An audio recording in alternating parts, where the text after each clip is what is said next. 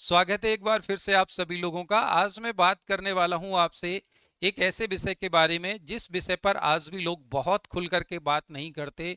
और ये एक ऐसा विषय है कि जिसके बारे में लोग बात करने से कतराते हैं, शर्माते हैं, इसके बारे में बताते नहीं हैं। जी हाँ, आज मैं आपसे बात करने वाला हूँ कॉन्स्टिपेशन के बारे में, कब्ज के बारे में। कब्ज सुनने में आपको बहुत मामूली सा प्रतीत होता है, ऐसा लगता है कि कब्ज होना एक आम बात है।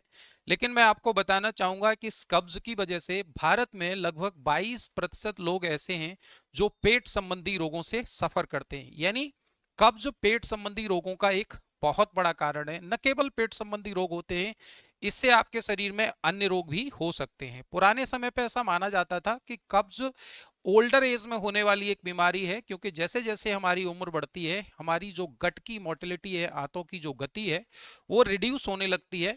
लेकिन आजकल ऐसा नहीं है।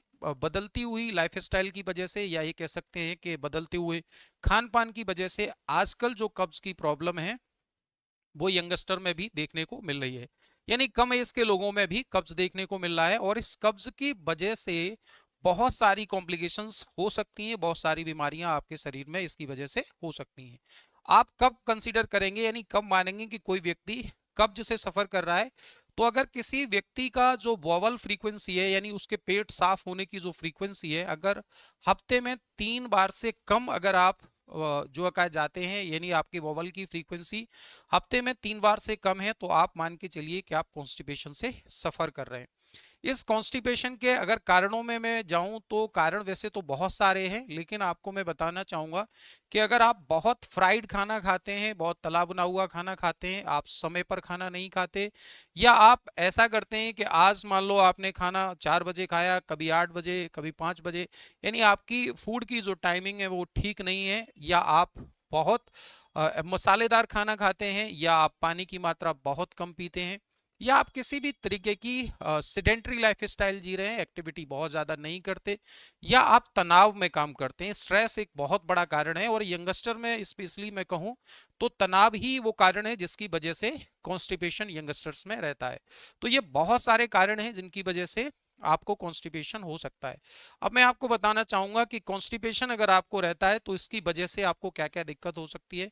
इस कॉन्स्टिपेशन की वजह से जब आप बॉवल पास करते हैं तो आपको स्ट्रेनिंग, यानी बॉवल पास कर स्टूल पास करते वक्त आप अगर प्रेशर लगाते हैं तो इसकी वजह से आपको एनल रीजन के बहुत सारे रोग हो सकते हैं, जिसमें पाइल्स है, फिस्टुला है, फिसर है। ये ऐसे रोग हैं जिनका मुख्य कारण ये कह सकते हैं कि आप कॉन्स्टिपेशन है।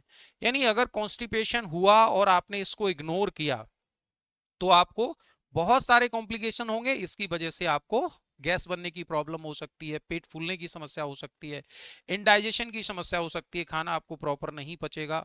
और जैसा मैंने बताया कि अगर पाइल्स, फिस्टुला या फिशर इनमें से कोई रोग हुआ तो आप जानते हैं कि ये रोग इतने ज़्यादा दर्दनाक हैं कि इससे व्यक्ति की जो लाइफ है वो एक तरीके से जो का बहुत डिस्कम्फर्ट में हो जाती है, बहुत प्रॉब्लम में हो जाती है।